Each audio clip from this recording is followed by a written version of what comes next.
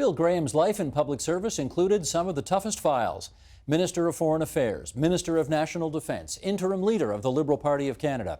He played a key role in Canada's mission in Afghanistan, the country's largest deployment since the Korean War, on both sides of the House of Commons. He reflects on that and a life in politics in his newly published memoir, The Call of the World. And Bill Graham joins us now for more. Nice to have you here. Well, thank you, Steve. I must tell you, I learned so much about you. I've known you a long time, but I didn't know so much of what was in this book. For example, you didn't know when you were born. You didn't know your biological father. At least that's the story that you grew up with. Yes. Well, it was.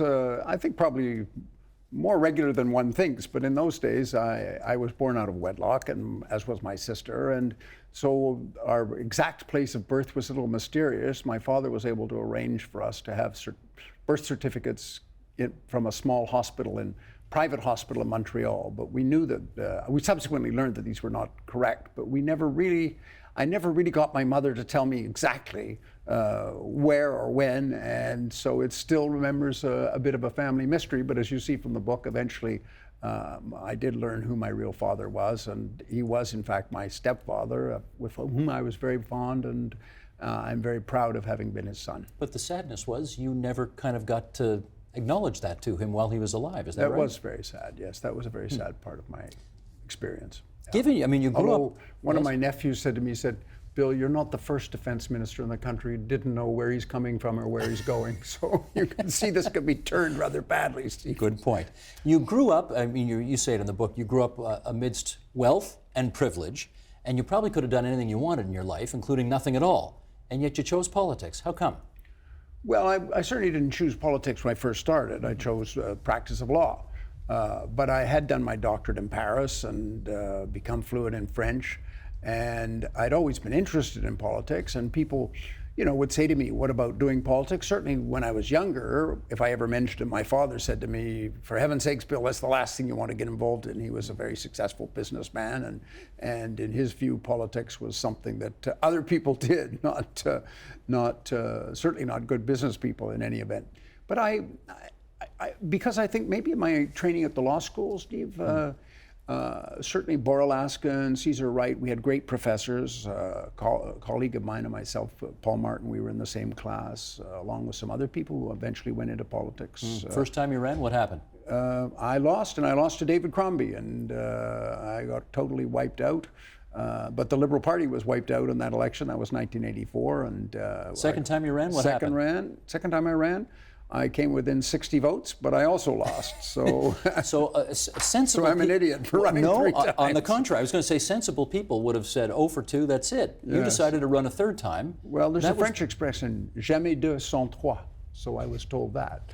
Never 2 without 3. So I followed the French advice. And you tried the third time, you won the third time. Yes.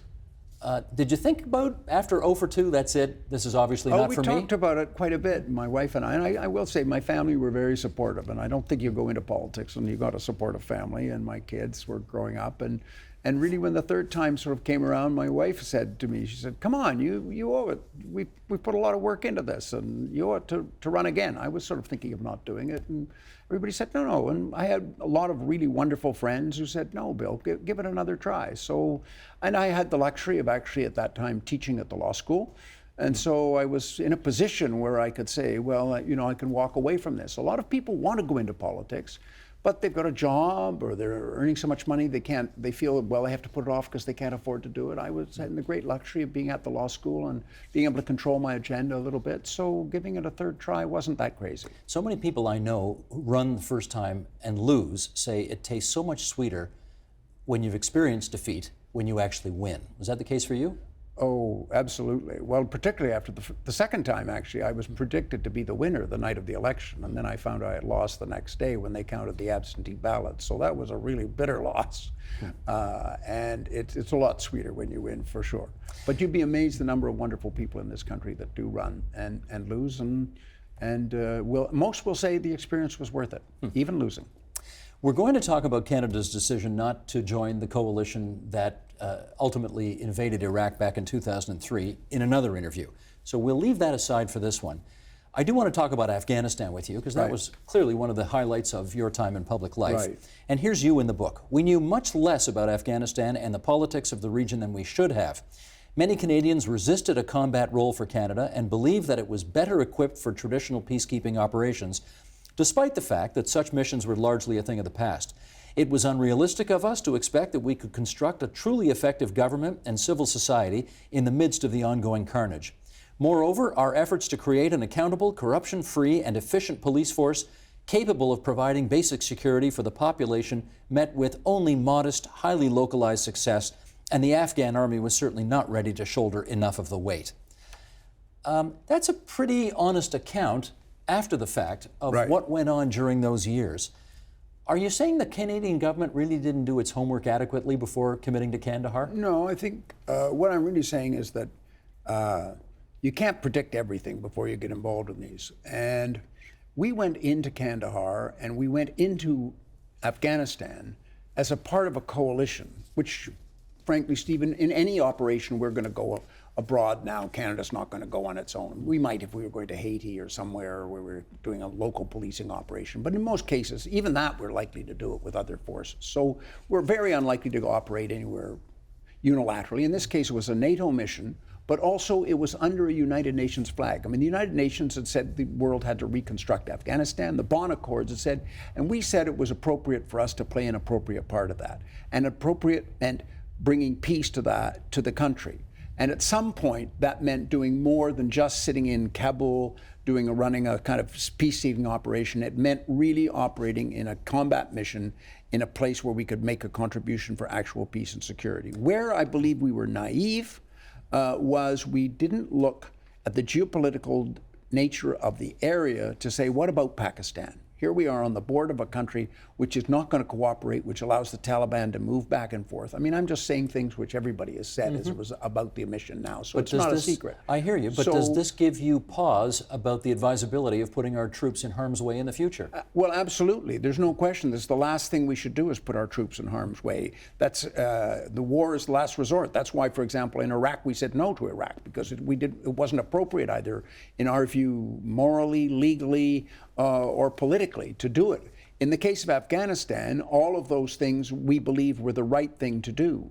What I do fault, in further on in the book, and generally I think with a lot of other people, is that I believe that NATO didn't work out in the way in which we intended it to work. I mean, this was after we had left the government, so the actual operation of the combat mission fell to Mr. Harper's government, not ourselves, because we lost that election in January of 2005, but 2006.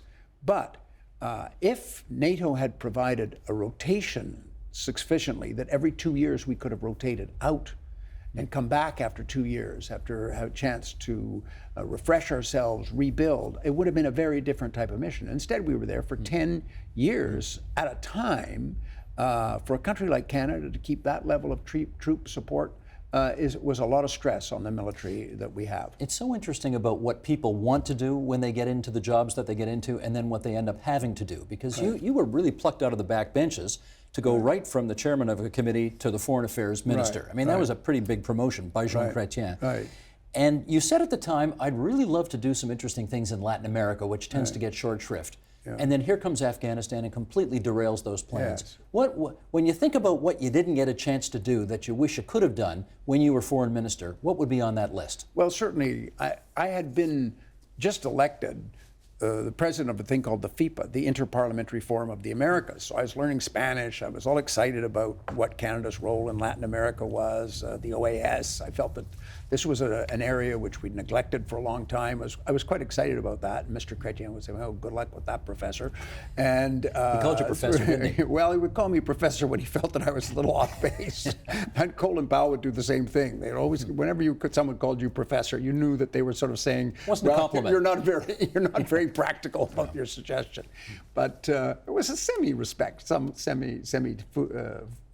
teasing sort of business. But I really did believe that we should be focused more on Latin America. But, you know, Harold Macmillan's expression, events, my dear boy, events, and you can be a foreign minister with all sorts of wonderful foreign policy concepts, But if a war breaks out somewhere or your chief allies do something crazy, suddenly you find you're driven into taking all sorts of measures that you had nothing to do with where you started off. And that was my case. I mean, I came in, I was going to work on Latin America, but in fact it was Iraq that came. Yeah. And I spent my foreign minister days really playing Iraq damage control was really what we were doing for the greater part of the time I was there in foreign affairs.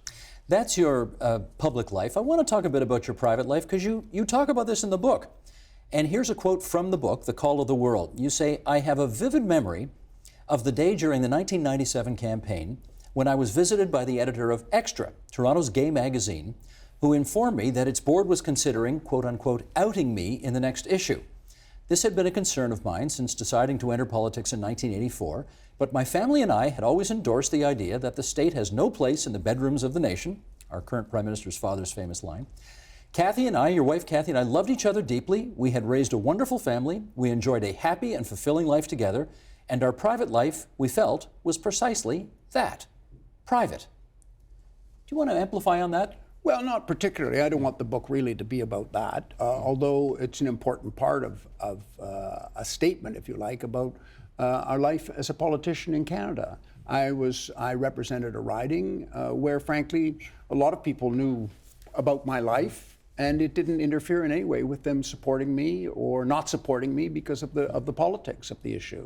I think we're lucky to live in a country where we can do that. And we're lucky to have lived in a country where I was appointed by two prime ministers who knew everything about me and appointed me to positions of great responsibility in spite of it. But I say proudly that I never took a position politically that was inconsistent with any of my private life. And I never did anything in any way that I feel was inappropriate in terms of my public position. So my private life was that. And most people were willing to say, leave it there.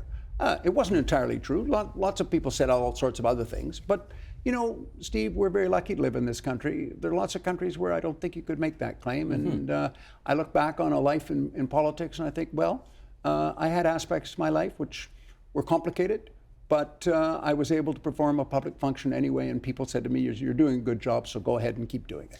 I was surprised you mentioned that in the book. Well, it was on the front page of the Globe and Mail the day I was appointed the foreign minister, so why wouldn't I? I mean, there's no point running away from it. Okay. You ultimately decided to leave politics, as people do either by the choice of the voters or the choice of themselves. You chose yourself. How come? Yeah. Well, there was a couple of reasons. Certainly one of the reasons was it was important to provide an orderly transition in the riding and for the Liberal Party. I'd been the leader of the opposition, then I was the interim leader, and Stéphane Dion was voted in as leader. A lot of us felt that it was very important that Bob Rae be elected to the House. My seat was a logical place for Bob to run, and I was both persuaded, but also persuaded largely by myself, that it was a good time for me to step down.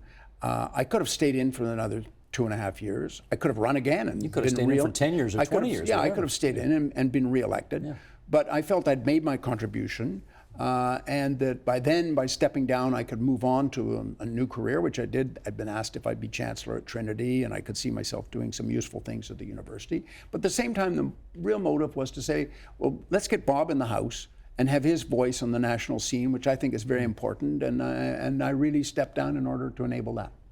And he kind of actually, I don't know if babysat is the right word, but he kind of babysat and saved the party until Justin Trudeau could come along and win an election. Yeah, Bob did a wonderful job, absolutely, yeah. No, I think it was the right thing to do, and I think in politics you have to you can't always just be thinking about yourself, you have to think largely about, you're in the business because of the country, and you're in the business because you're trying to advance policy agendas, so this was my way on the way out to try and do that. So what are you doing now? Well, as I said, I'm chancellor at Trinity, which is a wonderful, wonderful place. And, almost as good as Victoria College. Well, anyway. Victoria, I recall when you got an honorary degree at Victoria, so I was there in my capacity as chancellor to wave you on. It's, well, all the colleges are wonderful at the university. It's a great university. And Trinity's a special place in my view. We've set up a center there for international politics, really, run by my colleague John English, who was a parliamentarian himself and a well-known historian. We're having a lot of fun with conferences, with teaching courses, with providing writing and academic discourse. It's a great place. So I can do that. And I'm chairman of the Canadian International Council, which is the old CIA, which again is something that enables me to travel across the country and work with other Canadians that are interested in international affairs. And then I've got my private business interests, which enable me to put bread on the table and survive. Sounds like a full day. It is a full day, and it's very exciting. My wife says I've failed retirement, but we're very happy in that respect. Good stuff. That's Bill Graham. The Call of the World is his political memoir. Thanks for coming into TVO tonight. Thanks, Steve. Help TVO create a better world through the power of learning. Visit TVO.org and make a tax-deductible donation today.